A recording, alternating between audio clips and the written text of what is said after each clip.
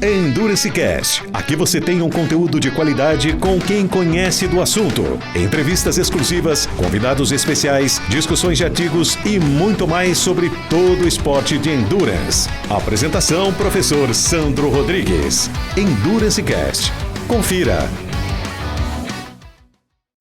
Salve, salve, amigos do Endurance Cast. Estamos de volta para mais um episódio da 5ª temporada. É isso aí, podcast há 5 anos no ar. Não é fácil começar, mas dar continuidade a gente sabe quanto é penoso. E nós estamos aqui também porque nos move, nos preenche, é o que a gente ama.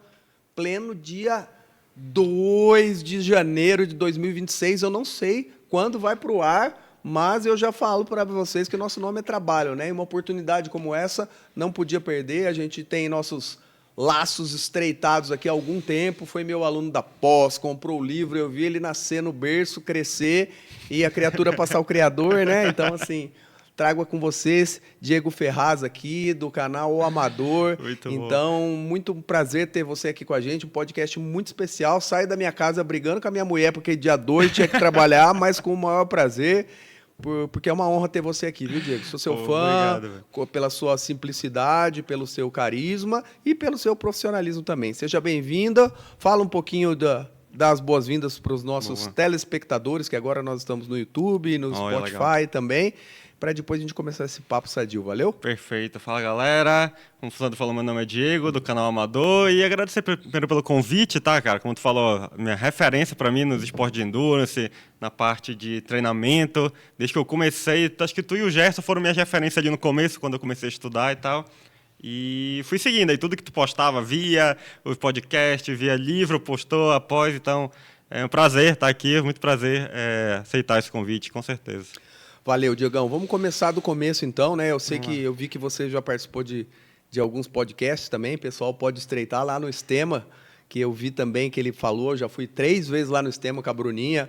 Então, podcast de alcance. Então, nesse meio, todo mundo se conhece, né? Você sabe quem é. Então, fala um pouquinho. Você é lá do Pará, não é, Bru? Conta a sua história. Já falando para a gente abordar outros temas, essa história do Pará e do direito, que eu sei que você é advogado, né? Ou então, foi, né? Então, fui advogado, cara. Belém do Pará, nasci lá, meus pais são nordestinos e nasci em Belém do Pará. Meu pai é advogado, meu pai é do sertão brabo ali do Nordeste. Quando foi para o Pará, com uns 40 anos, ele fez direito e mudou a vida dele o direito, né? Então, foi algo assim, quando eu nasci, quando ele passou em direito, eu nasci, quando ele tinha 40 anos. Então, aquela coisa, como o direito mudou a vida dele, desde que eu nasci, vai fazer direito, vai ser advogado, vai seguir essa carreira porque dá dinheiro, vai viver bem. E foi isso, eu nunca pensei muito assim, o que é que eu vou fazer da minha vida? Eu sempre falei, vou terminar o colégio, fazer direito e ficar rico aí igual meu pai, dar certo igual meu pai aí, né? E foi isso, segui realmente vestibular, fiz tudo direito, passei na OAB, tudo certo. No começo não gostava muito da faculdade, ali o primeiro ano foi bem difícil, mas depois que eu comecei a estudar processo, aí legal aqui, vou por esse caminho. Estudei muito processo civil, eu sempre gostei de estudar, assim, quando eu achava alguma coisa que eu gosto.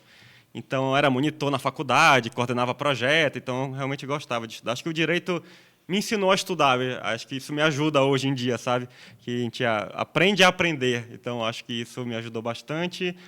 E passei na OAB, trabalhei com meu pai 1 ano, depois eu segui o meu caminho mesmo. Então, fiquei 6 anos como advogado até mudar essa carreira e até mudar para os esportes. Muito legal, né? E isso eu sempre falo aqui, vocês me acompanham, tem um slogan que eu acho que aves de mesmas plumagens andam juntas, né?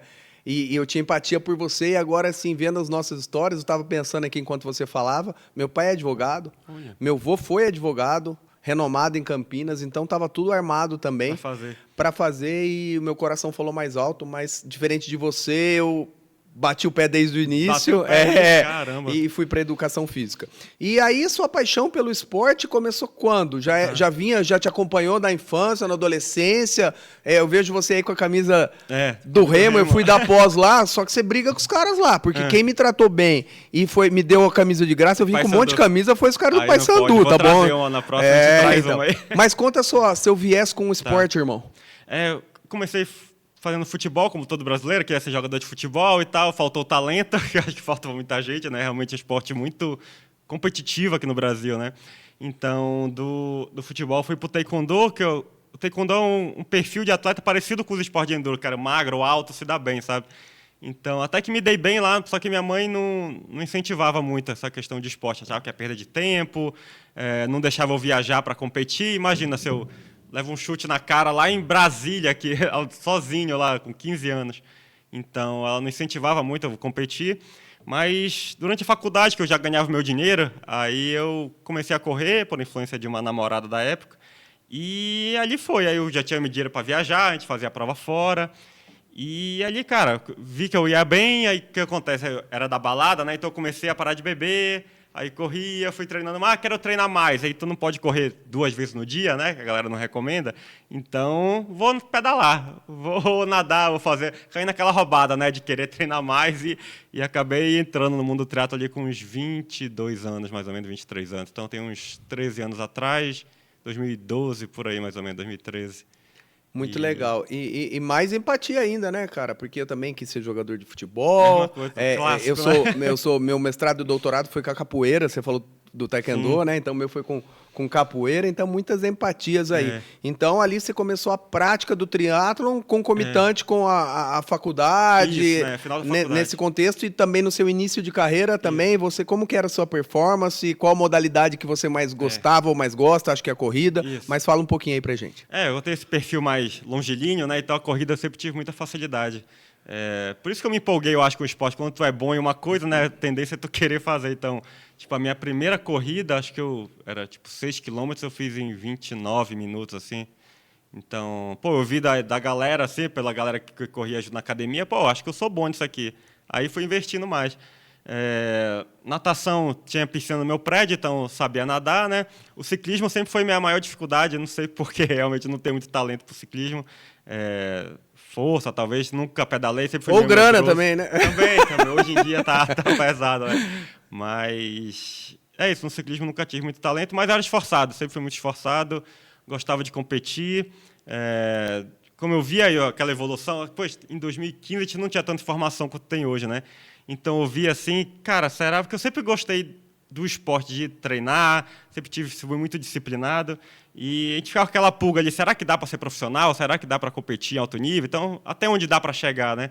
Então, ali de 2015 a 2018, cara, eu treinava muito, assim, muito, tipo, coisa de 20 horas por semana. Minha vida era acordar, treinar, trabalhar, treinar e dormir.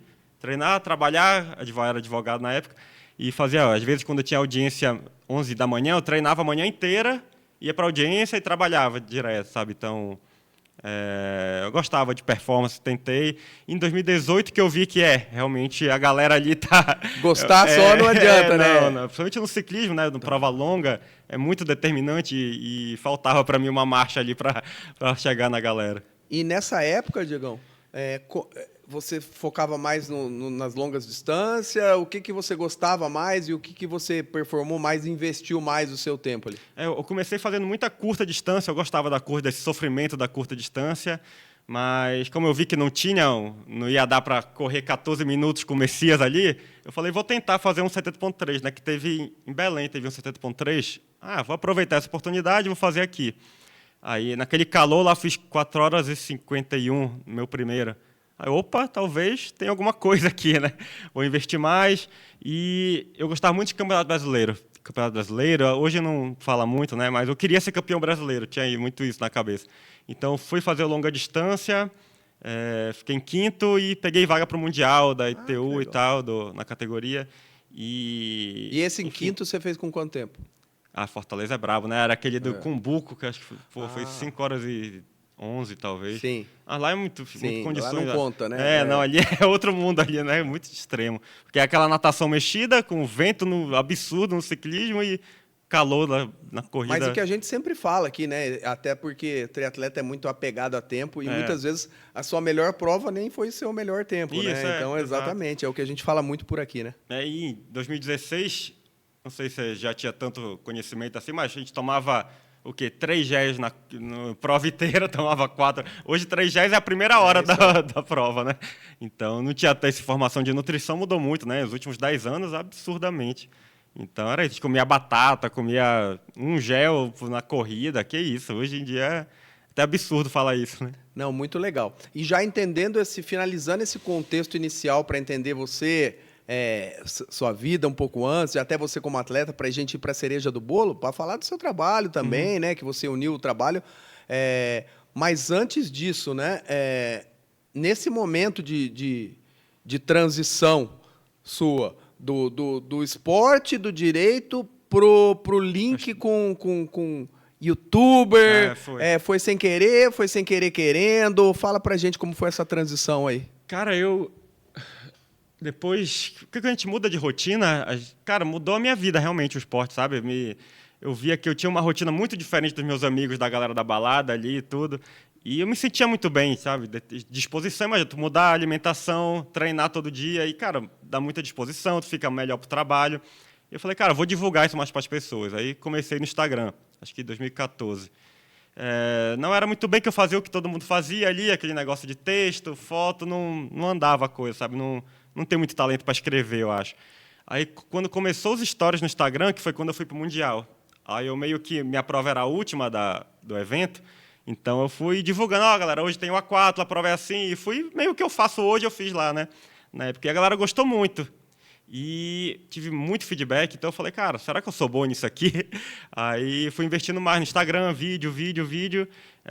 Começava a ver umas referências do, por exemplo, Sérgio Rocha, do Corrida no Ar, eu via, né? Falei, cara, você acha que eu consigo fazer isso aí no YouTube? Aí comecei um canal no YouTube, fui desenvolvendo e eu via que eu gostava, tinha muito prazer nisso. Minha esposa sabe quando... Cara, eu trabalhava durante a semana e passava sábado e domingo gravando e editando vídeo. Sábado e domingo inteiro trabalhando ali. Então, nesse início, como todo mundo, você fazia de tudo, né? Você era tudo. O ator, o editor... É advogado para ganhar dinheiro, porque não dava dinheiro nada, né? Produção de conteúdo no começo é uma tristeza, né? Então, cara, tinha que fazer tudo. Estudar para como é que grava, como é que edita, como é que fala aqui melhor e tal. Então, tinha que estudar tudo isso aí no começo. E a gente tem que insistir, né? E saber, porque assim, é incrível, né, Diego? A gente tá batendo um papo de brother aqui também, né? Se abrindo aqui, né? Por exemplo, o Resistência não, o Endurance Cast, né? Que era o Resistência Podcast. 5 anos no ar, um trabalho tão maçante. E às vezes você posta alguma coisa, tem meia dúzia de curtida, modo de falar, e você põe uma foto sem camisa com a esposa. E dá bom 2.000 curtidas, né? Então, assim, isso às vezes pega. Só que daí, quando você vai lá, ia dar aula lá no Pará, você é o Sandro do Resistência Podcast. Aí você fala, pô... Não, eu acho que os caras só não curtem, mas eles assistem, mas E aí virou minha chave até pra curtir as coisas dos outros. Falei, porra, esse cara merece essa curtida, né? Então tem esse contexto também, você passou por isso tudo. Então você acha que não tem visualização, você acha que tá fazendo tudo errado, e de repente vem alguns insights e fala, poxa, o que eu faço dá fruto sim. E eu sei disso, inclusive, primeira vez que eu te vi foi no Rio de Janeiro, acho que no 70.3. Eu lembro. E a primeira coisa que eu fui lá falar contigo, eu falei, cara, continua, tá bem pra caramba, porque eu sei assim, que a gente não tem esse feedback muitas vezes, né? Então eu fiz questão de ir lá falar contigo. Pô, cara, muito bom o trabalho, parabéns, continua. Eu falo pro Gerson isso também, que é um cara bom, que pode desenvolver mais, podia ter um podcast também. Então, realmente, tem isso, por isso que eu fiz questão de falar contigo lá também. Não, muito legal, Diego. E a gente vê também... o quanto você é apaixonado se envolve, porque assim, quando eu falo do meu livro, você já tinha, né? Quando eu falei da pós-graduação, que a gente está indo para a 5ª turma do Instituto Valorize, né? Então, se você não conhece ainda, a gente já vai para 1.000 alunos formados. Isso é um legado, sabe, cara? Que eu falei para você, cheguei, fala que você tá com o Lobo, fala que você também monta planilha, porque a gente precisa se unir, né? O Fubem sempre vence e a gente passa, né, cara? A gente precisa deixar as coisas boas. Eu quero fazer pelas pessoas o que não fizeram por mim, entendeu? Então, assim, o corpo docente... Então, você também fez a pós-graduação, mas você não fez educação física, não, né? Porque eu sei que a pós pode fazer, mas você fez educação física também? Conta aí um pouco desse contexto para a gente voltar para o canal O Amador. Isso. Em 2018, então, quando eu parei a advocacia, a ideia era trabalhar com vídeo, basicamente. Então, eu estudava muito produção de vídeo e tal... na pandemia foi um ponto crítico ali para a gente, que o canal não andava, né? Parou tudo. Então, em 2020, como eu sabia fazer vídeo, na pandemia estava bombando o vídeo, tu lembra, né? A parte online. Chegou a lançar um curso também, né? Sim, Exato. E aí a gente começou a trabalhar com o pessoal que faz curso, né? Que quer produzir conteúdo. Então, 2020 até 22, se eu não me engano. Foi aí que você trabalhou com o Charles? Foi, tá aí, pronto. Aí, ó. Pronto. Vai, então conta, te cortei, vai lá. Não, mas é isso, foi bem lembrado. Ele produzia conteúdo, ele tinha um curso, né? Se eu não me engano, online. Tem. Aí o rapaz que trabalhava com ele me contratou para editar os vídeos do Charles. Legal. Então, eu fazia os vídeos do Instagram do Charles. A gente chegou a trabalhar. E aí, de 22, a gente já estava bem financeiramente, estava ganhando bem. A minha esposa estava trabalhando comigo, ela é engenheira, veio trabalhar, a gente trabalhava junto. Aí, ganhando dinheiro e tal, vida estável de novo, aí entrei naquele platô da advocacia de novo. Estou aqui ganhando dinheiro, mas é isso que eu quero para a vida, o resto da vida. E, cara, do canal ali foi o momento mais feliz, assim, profissionalmente, onde tinha prazer em trabalhar, em querer ser o melhor do Brasil, em querer me desenvolver. Eu acho que é muito isso, né? Quando a gente gosta do que a gente faz, a gente quer ser o melhor, não querer desmerecer os outros, mas a gente quer se desenvolver, quer ser bom, né? Então, ali em 2022... Tá falando da faculdade, né, que eu te perguntei. Isso. Aí, em 2021 ou 2022, aí eu comecei a estudar educação física. E eu vi, cara, o que é que eu posso fazer agora, né? Já que eu gosto tanto de esporte, aí a gente viu um anúncio e tal, vou fazer e tal. E comecei, fiz educação física e a pós-graduação depois, quando lançou. E nesse período que eu te conhecia até, eu acho, 21, 22...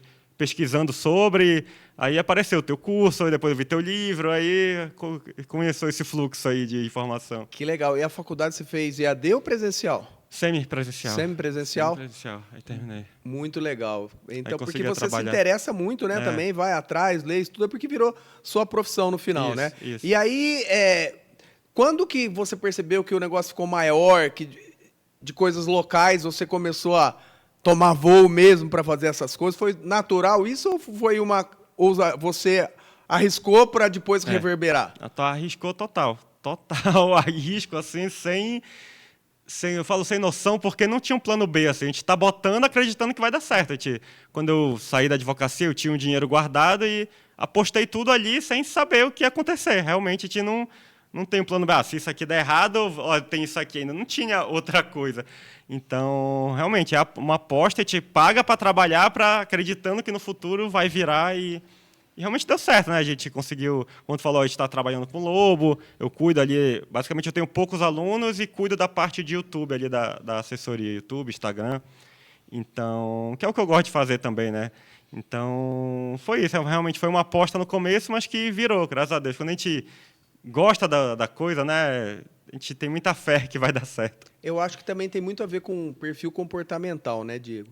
Minha esposa, vale a pena você seguir, depois ficar com ela. Ela fica nos bastidores, assim, mas ela estuda comportamento, treinamento emocional, e ela fala disso. E ela tem dificuldade, e assim, ela entrou e saiu do Instagram umas 200 vezes, né? É normal. Porque não é ela, né? Então ela fala assim, Sandro, não adianta forçar. Então você, e eu me vejo em você também, pra gente, então, assim, você não é nada diferente aqui conversando comigo do que você é no canal. Exato, então, eu também, quem me conhece das pessoas, pô, achei isso que você era mala, depois te conheci, você é tão do bem, cara, não sei o que tem.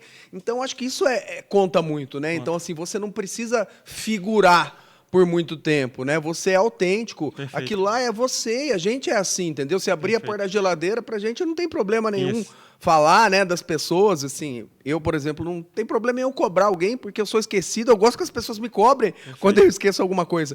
Você, não é isso? É isso. Eu até dei uma palestra pro pessoal o camp feminino que teve para as atletas falar sobre o Instagram e tal, e eu falei exatamente isso, cara, é ser você mesmo. Parece fácil? Não, mas eu sou eu mesmo. Eu falo que não, porque no Instagram a gente tem medo de mostrar nossos defeitos, tem medo de mostrar, às vezes, uma insegurança que a gente tem. E quando tu é tu mesmo, tu vai dividir opiniões. Tem gente que vai gostar e tem gente que não vai gostar. E esse é o medo da galera. Um ídolo teu não gostar do que tu faz. Já, ainda mais atleta, às vezes tem um ídolo aí no esporte que... olha, o blogueirinho aí vai chamar o cara... Então, o pessoal tem medo, às vezes, profissionais da gente aqui, eu vejo que... profissional da saúde, principalmente. Olha, tá falando de forma muito simples, não tá falando glúteo, tá falando bumbum, tá falando, sabe, o cara, e julga a pessoa. E às vezes deixa de fazer um conteúdo simples, muito simples para o iniciante, porque, é muito simples, olha, tá fazendo conteúdo.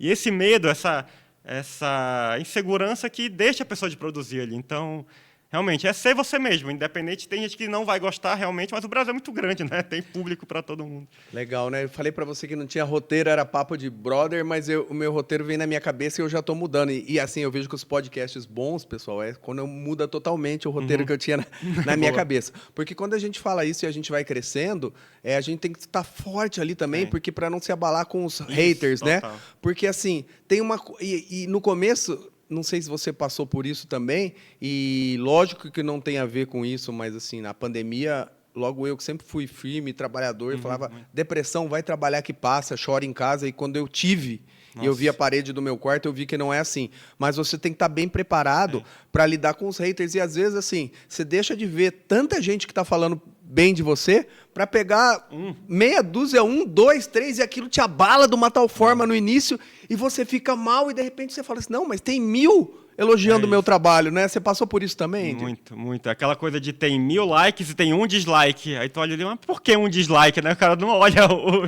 a galera que gostou.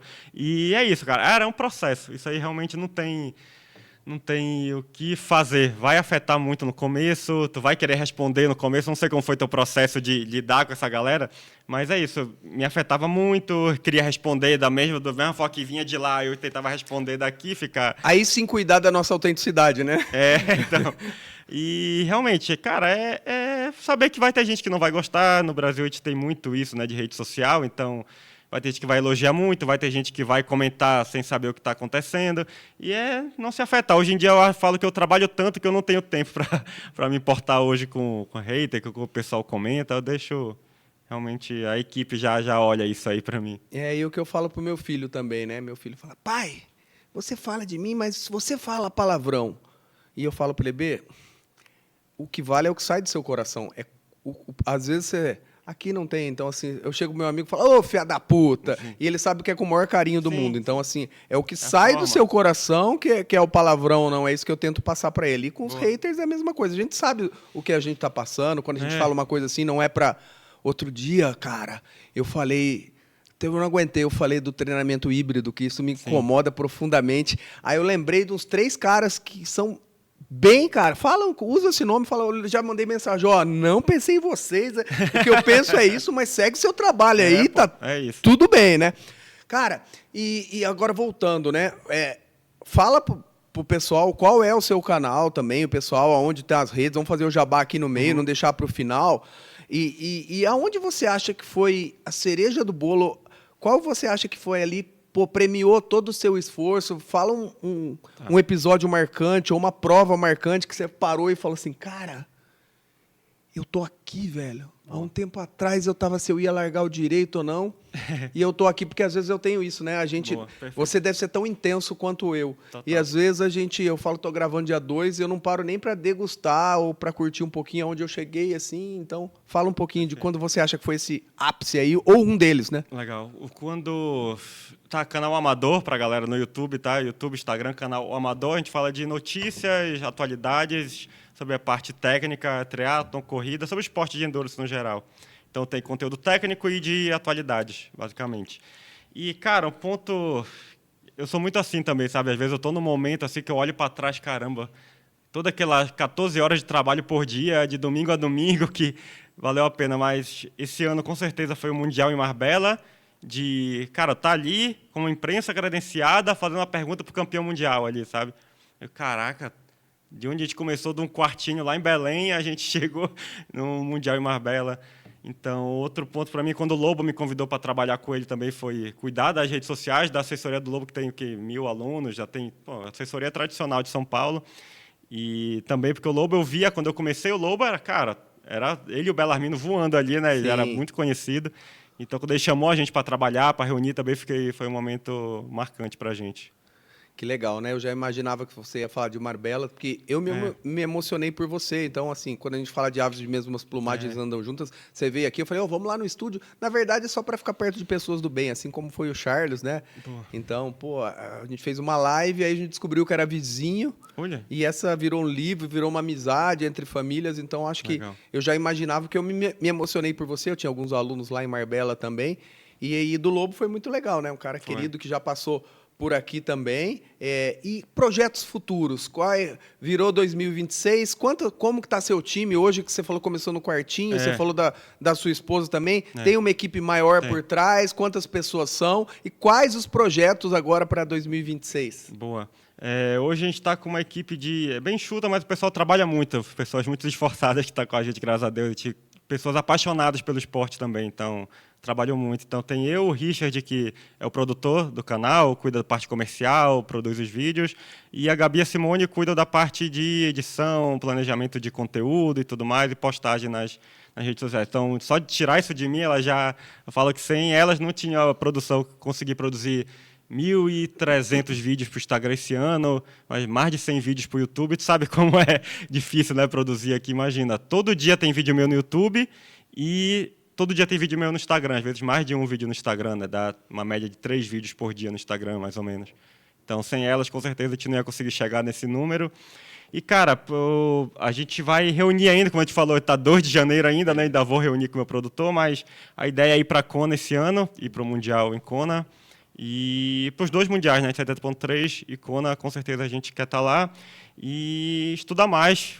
Eu falei que eu tinha um projeto de treinar 2 atletas para o Iron. Queria treinar alguém para o Ironman esse ano. Já tem um atleta ali que vai fazer o Ironman, então que ainda não tive atleta que faz. Me coloquei Ironman. como apoiador, patrocinador aí desse atleta, hein? Cedendo toda a tecnologia do nosso estúdio para você fazer todas as avaliações que precisar nele, perfeito. que é fácil estar aqui de Campinas, para a gente acompanhar o teste de força. Então, pode surgir mais coisas, mas já estou passando essa novidade aqui para o povo que está à vontade. Boa. Tá bom? E outra coisa, pela nossa empatia também, o que aconteceu comigo. Chegou um momento da minha carreira, cara, que eu que sou virginiano, todo perfeccionista, eu falei assim, cara, eu tinha a sensação que eu não estava nem cuidando bem 100% dos meus atletas e nem conseguindo treinar. Eu falei, porra, eu não sou o atleta que eu podia ser, mas eu não sou o cara que eu podia ser. E as pessoas que me amam mesmo, que trabalham, Sandro, você se dedica tanto, tudo faz é bem feito, mas isso me incomodou. E quando eu tirei o pé do treino, não falo nem na quantidade de horas, só da minha exigência, do compromisso, isso me fez um bem danado. Porque, por exemplo, a época que eu estava com a ATT, eu tinha que dar o aquecimento, montar tenda para 2.000 alunos. E aí a maior assessoria que estava lá em Porto Alegre, na maratona, e é lógico que eu não performei, né? Não entreguei nada. E aí eu falei, pô, não acompanhei aquele cara e isso mudou minha vida. Como que é a sua rotina de treino agora? Eu vejo que você é apaixonado. Se a gente não treinar, a gente morre, né, cara? Mas como você leva esse lance? Você já chegou a se cobrar assim como eu? E como está a sua rotina de treinos hoje, Diegão? Muito bom. Acho que nunca me perguntaram sobre isso. Muito boa essa questão, porque uma coisa que eu tive que lidar também durante esses anos aí, ainda mais que a gente gosta de performar, né? A gente quer entregar ali uma boa prova, mas realmente teve que virar essa chave aí, principalmente de 2022 para cá, 2018 para cá, 2018 eu ainda treinava bastante cara, eu não vou ser profissional, eu tenho que ser bom em uma coisa, basicamente. Daí a gente tem que ser bom na produção de conteúdo. Ali eu quero ser o melhor do mundo. Aqui não preciso ser bom. Tanto um atleta profissional, ele não quer ser um bom músico, ele não quer performar no YouTube, ele quer ser o atleta profissional o melhor que ele pode. Então eu penso muito assim, cara, eu quero ser o melhor profissional que eu posso ser. Eu quero ser o melhor do Brasil, eu quero ser o melhor do mundo. Estou estudando inglês para isso também, para a gente se desenvolver mais. Então aqui eu quero ser bom, aqui eu quero ser o melhor. No esporte, basicamente, cara, eu estou com a chave de manter a saúde, eu chamo muito de coerência ética, né? Imagina se eu e tu, a gente não treina, tá acima do peso, fumando, e não faz sentido, né? Então, eu tenho muito essa coerência ética. Eu tenho que treinar para manter em forma e conseguir acompanhar alguns alunos. O Gabriel me cobra que quer que eu treine com ele, e fala, eu não tenho mais, não tenho condições hoje em dia, justamente por causa disso, que eu tenho que tirar o pé um pouco do treino para performar melhor como treinador. Por outro lado, é nossa válvula de escape, né? É ali que a gente equilibra tudo, e assim, minha esposa, eu brinco que é uma parceira. E assim, do jeito que eu sou intenso, ela mesma fala, cara, se eu não fosse brava, você ia me fazer de escrava, né? Então, assim, ela fala assim, mas tem vezes que até ela fala assim, pelo amor de Deus, vai treinar, cara. Vai treinar que não dá. Então, é assim, você treina todo dia também, todo né? Dia. Que pode, a gente faz alguma coisa, só que às vezes você respeita o seu corpo e prioriza um podcast dia 2 Isso, de perfeito. janeiro. É esse contexto, não é? Perfeito, exatamente. E não sei se acontece contigo também, mas como a gente trabalha muito, eu tentei fazer uma maratona agora nessa pegada. Então, imagina, fui correr 28 quilômetros em Floripa no dia do challenge, um dia antes do challenge. Corri 28, depois direto, já fui entrevistar a galera, não sei o quê. No outro dia fiquei doente, não tem nosso corpo cobra, né? Então vi que não dá. Prova longa, 70.3, Ironman, maratona, não cabe na minha vida, infelizmente. Por enquanto, não E a dá. gente só aprende experimentando, porque É. no começo a gente acha que dá, né? Dá, né? Pra conciliar Não. tudo. Quem tá aqui, que eu tive uma amizade muito grande, a gente ficou parceiros também, né? Muito, muito parceiros, a Bruna Man, né? Bruna Então, Man, assim, pô, legal. a Bruna, ela fala comigo, eu falo, Bruna, agora você tá vendo, né? Ela loucura. falou, não, ser atleta profissional era fácil, Sandra. Comparado agora. Era fácil, agora eu tô vendo qual é que é, né? Então ela tá nesse com a Bora, com tudo que ela vai, né? Então aí tem que Aceita. correr ainda, e ela tem, né? Porque vai acompanhar, então é difícil essa vida, mas isso é o que nos move, né, Diego? É. Então, assim, todo esse contexto eu tenho certeza que você está muito mais feliz Agora e fazendo pessoas felizes também, né? É, muito bom. Mais equilibrado, né? A vida do trabalho, com os treinos, conseguindo conciliar tudo, realmente deixa a gente muito mais feliz, mantendo a forma e fazendo umas provinhas mais curtas, né? Que a gente fica muito feliz também. Não, muito legal esse papo nosso aqui, né? Brunão, como é que estamos aí de tempo? Certo. Então, a gente fala que os podcasts mais escutados é de 30 a 40 minutos, então então a gente tenta não passar de 40 minutos, então a gente vai para os momentos finais, assim, agradecer, se você quiser agradecer os seus patrocinadores, fala um pouco mais antes disso aí, para a gente caminhando para o final, fala um pouco sobre o Diego treinador, né? Então, o quanto isso te satisfaz, né? Você falou que tem poucos atletas, mas como que você se desenvolve? Agora você tem umas cobaias de luxo aí. Fala um pouco dessa missão do Diego treinador e se você vê perspectiva em evoluir como treinador também. Boa. Então, cara, eu gosto, como eu falei, quando eu gosto de um assunto, eu me aprofundo absurdamente nele, sabe? Então, realmente, eu gosto muito de estudar, gosto muito de ler. No meu tempo livre, eu estou lendo livro sobre treinamento, potência. Então, realmente é algo que fica mais fácil. Quando a gente gosta, né? Quando é prazer, fica muito mais fácil. Então, leio artigo. Então, realmente, a ideia, como eu falei, uma das metas é treinar um atleta para o Ironman. Conseguir esse ano, vai dar certo, Deus quiser. E, cara, continuar estudando, talvez mais uma pós no Valorize aí com o Sandro, sai inventando coisa pra gente aí. Tem pouca coisa para fazer, né? O Sandro arruma mais uma pós pra gente. Então, é isso, estudar mais e talvez manter esse número de atletas. Ainda gosto de ter esse contato bem próximo com eles e poder vir presencialmente, treinar com eles aqui também. Então, achei seguir nessa linha. E patrocinadores que tu falou hoje, a gente está com a Probiótica, a BMC e com a com o bonezinho da aqui. E a Arjon também apoia a gente, que apoia o Ironman e tal, também apoia a mídia, então ajudaram muito a gente esse ano, graças a Deus. Não, sensacional. Diego, muito bom esse papo com a gente aqui, né? Então agora eu peço para que você deixe o seu recado final, e o seu recado final, eu acho fazendo jus ao nome do seu canal, né? Que assim, que acho que é o que move também, né? A gente fala, eu sempre insisto muito que ama a dor, né? Então a gente ama a dor, né, cara? Isso. Então, o seu canal é o amador, né? Então, deixa um recado pro cara, que eu ainda vou nesse clichê, né? Que tem gente que associa ainda muito o triatlon ao Ironman, Homem de Ferro, Missão Impossível. E, assim, eu sempre falo que, por exemplo, um dos motivos de eu migrar pro triatlon, já que eu tenho a capoeira, o futebol na veia, foi para exigir menos do meu corpo do que o só corrida, por exemplo. Então tem gente ainda que tem esse estigma de achar que o triatlon é coisa possível. Para ser triatleta, você não precisa nem competir. Exato, Basta fazer as 3 modalidades, no meu ponto de vista. Mas então deixa seu recado e seu papo final falando um pouquinho sobre isso, que tem tudo a ver com o seu nome, com o nome do canal. Qual o recado que você deixa para o cara que está em casa sentado e que olha os triatletas e fala, nossa, isso é coisa para maluco, né? Não, perfeito. Bem isso que tu falou, a questão do equilíbrio, que, cara, o triatlon é um esporte tão legal, né? De, um dia tu nada, um dia tu pedala, um dia tu corre, é bem dinâmico, não é igual a corrida, que é todo dia a mesma coisa, treinos parecidos. Então, essa dinamicidade gera uma aderência maior ao esporte, né? Então, cara, curtir. Eu acho que gera muito essa pressão do triatlo realmente, de externa, as pessoas criam essas coisas, mas, cara, vai no teu tempo, vai uma rotina equilibrada, é o principal para ter sustentabilidade durante o tempo, tem que ter um equilíbrio ali, tem que tirar um pouco o pé e se manter constante, né? Eu acho que o principal é a constância, no final das contas, né? A gente fala de volume, de intensidade, mas, no final das contas, é se manter treinando, que no longo prazo que vai fazer a grande diferença, principalmente no nosso esporte. Então, vai com calma, pessoal, segue o seu caminho, cada um tem o seu caminho. Eu acho que é isso. Então, quantos anos você tá mesmo, irmão? 36, cara. Então, isso que eu falo. Esse é o legado que para um mundo melhor, né? Porque eu me vejo muito em você, só que eu me vejo em você. Você teve a coragem que eu tive um pouco mais cedo de tomar atitudes drásticas. Perfeito. E que seja assim, né? Porque acho que eu sempre falo que o bem sempre vence, e para o bem vencer você tem que ser você, né? Então, às vezes, você acha que isso dá dinheiro, mas não é o que você ama, não vai te dar dinheiro, te vai trazer infelicidade. Então, se você for de carteirinha, dá a mão aqui para mim, meu irmão. Esse podcast foi top, hein? Valeu. Segue os homens aí. Você deixou os arroba seu já ou não? Canal Amador em tudo.